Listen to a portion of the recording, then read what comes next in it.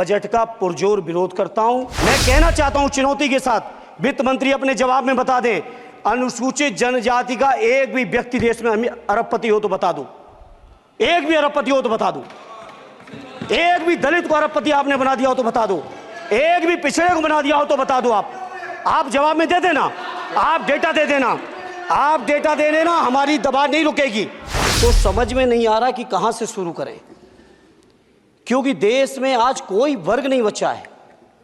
कुछ चुनिंदा उद्योगपतियों के बारे में बात नहीं करूंगा, लेकिन देश के 140 करोड़ लोगों में से कम 95% लोग ऐसे हैं जो आज पूरी तरह से बर्बाद है।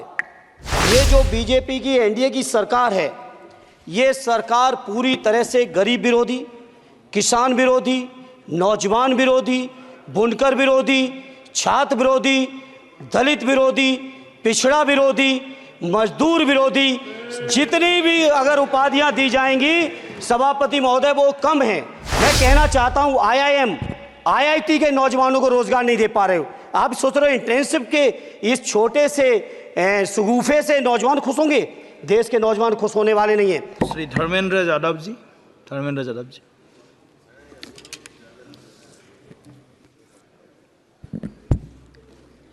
धन्यवाद सभापति महोदय। 18वीं लोकसभा के निर्वाचन के बाद और इस नए संसद भवन के बनने के बाद आज मैं पहली बार बोलने के लिए खड़ा हुआ हूं। आपने मुझे मौका दिया, उसके लिए बहुत बहुत धन्यवाद देता हूं। सभापति जी, सबसे पहले श्रद्धेय नेताजी को मैं नमन करना चाहता हूं, जिन्होंने अपने संघर्ष, अपनी हिम्मत, साहस और अपने पूरे जीवन की तपस्या समाज के उत्थान के लिए, देश और उत्तर प्रदेश की तरक्की के लिए और समाज के हर व्यक्ति की तरक्की और खुशहाली के लिए उन्होंने जो अपना पूरा जीवन समर्पित किया है, सबसे पहले मैं आपके माध्यम से उनको नमन करना चाहता हूँ।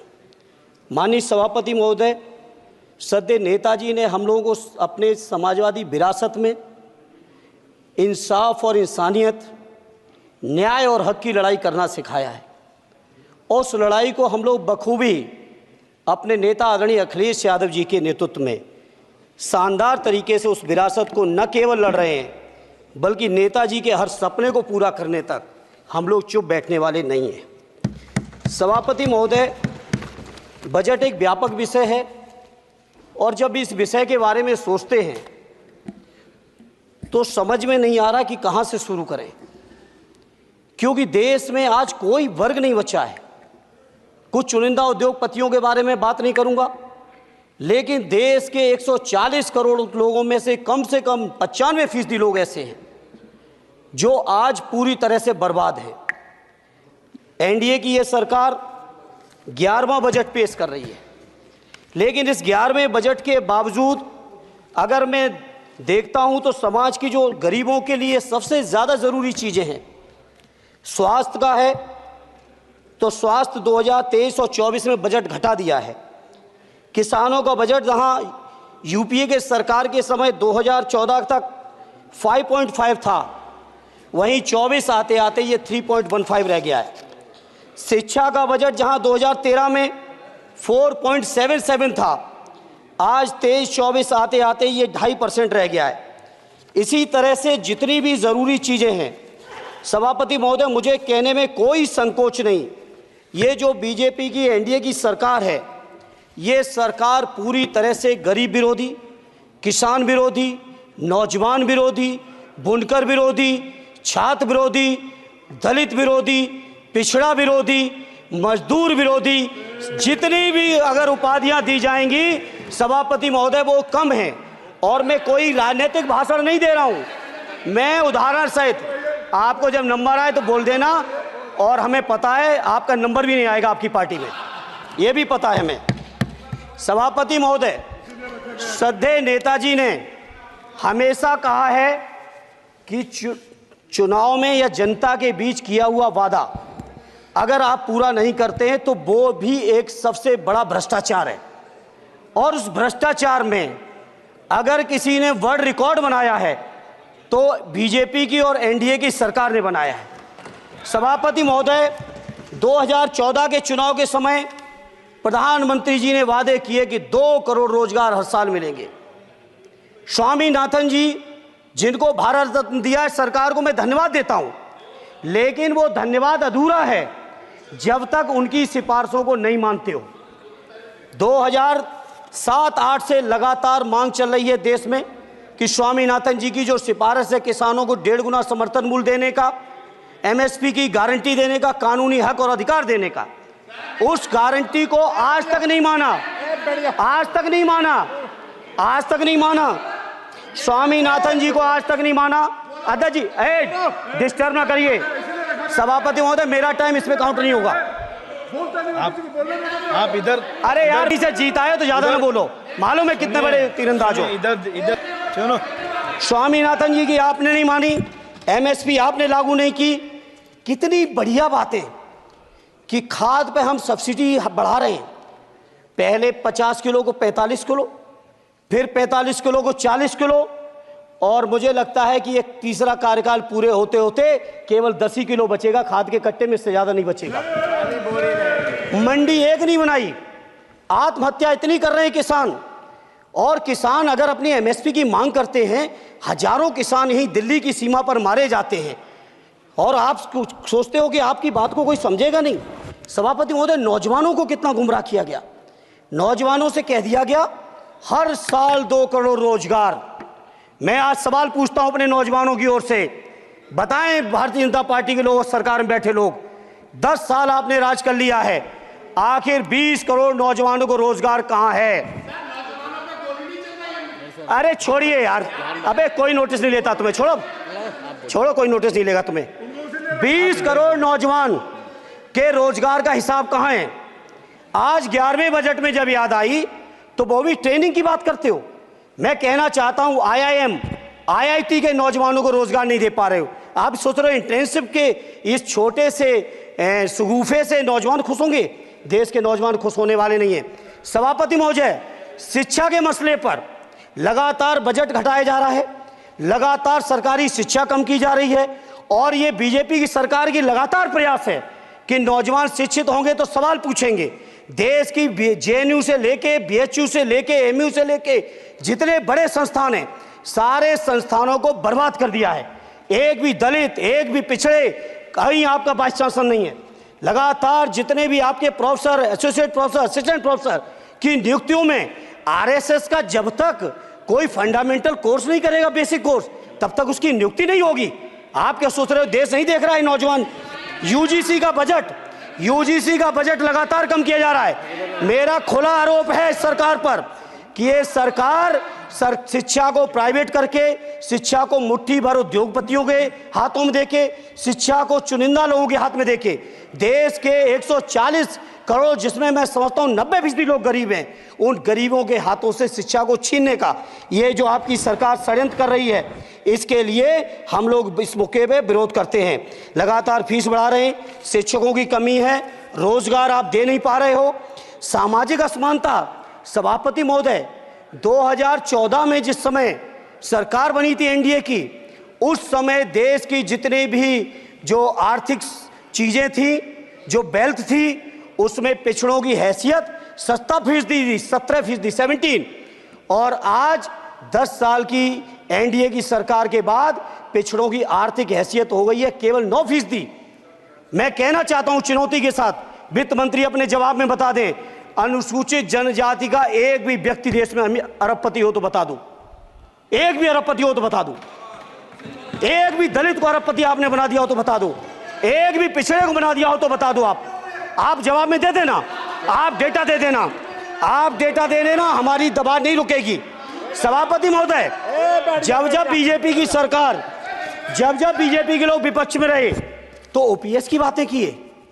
10 साल से आप सत्ता चला रहे हो, 11वां बजट पेश कर रहे हो, पूरा देश आज ओपीएस के लिए सरकारी कर्मचारी परेशान है, कहीं ओपीएस की चर्चा नहीं है, पुरानी पेंशन की कोई चर्चा नहीं है।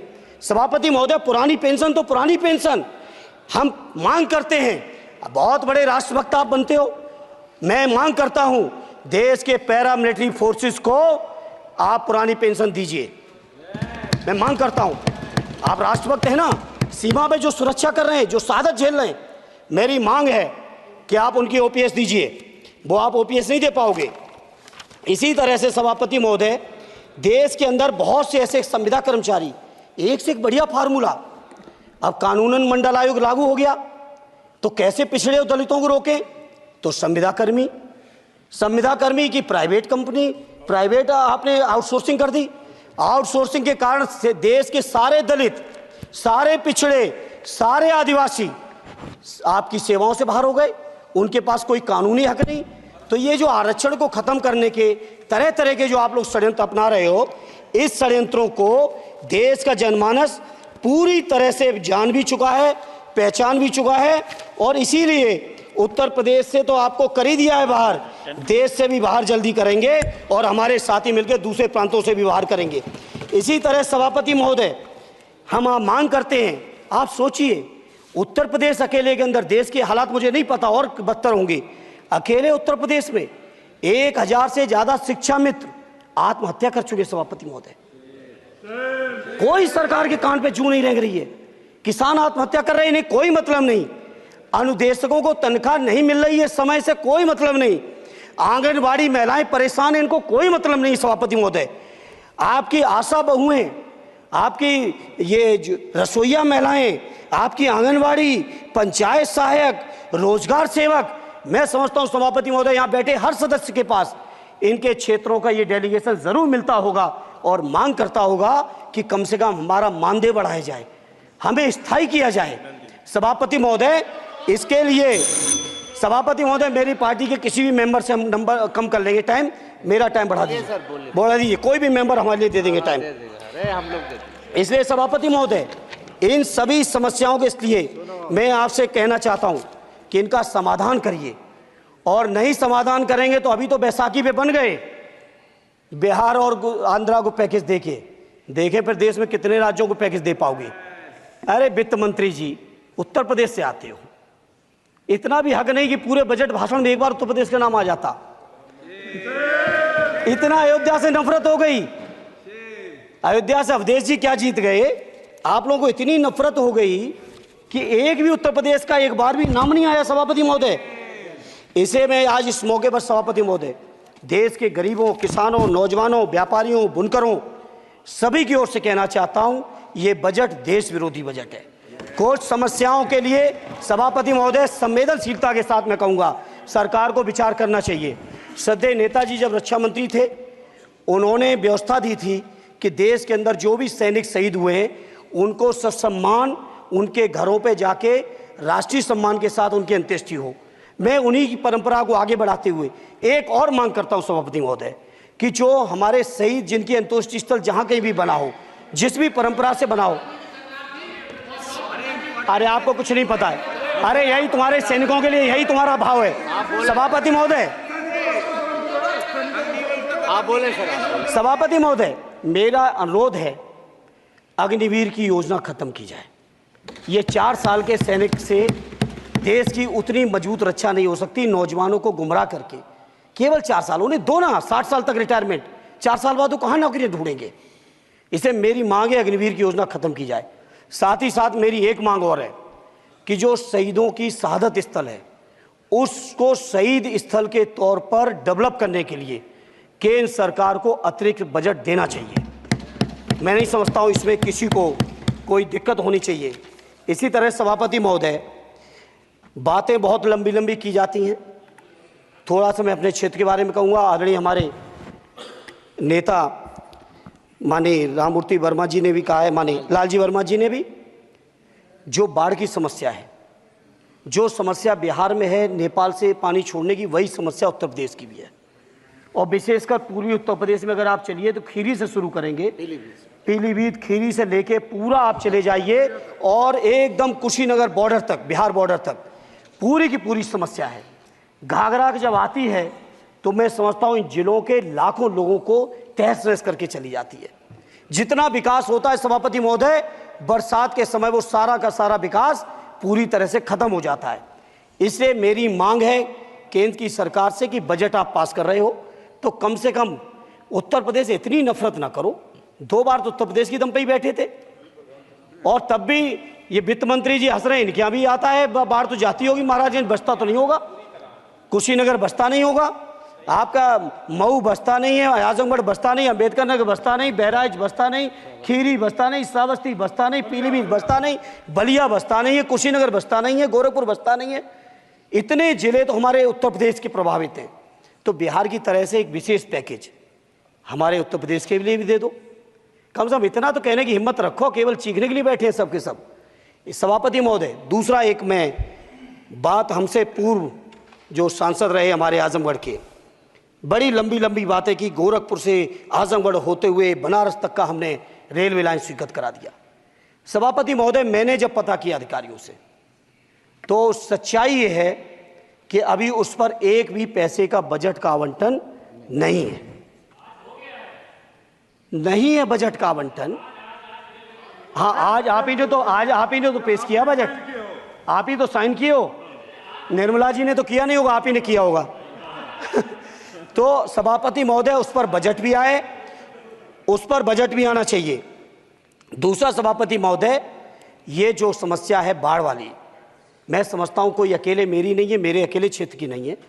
जो भी संवेदनशील व्यक्ति होगा इस पर जरूर गंभीरता से सोचेगा, उसको सोचे।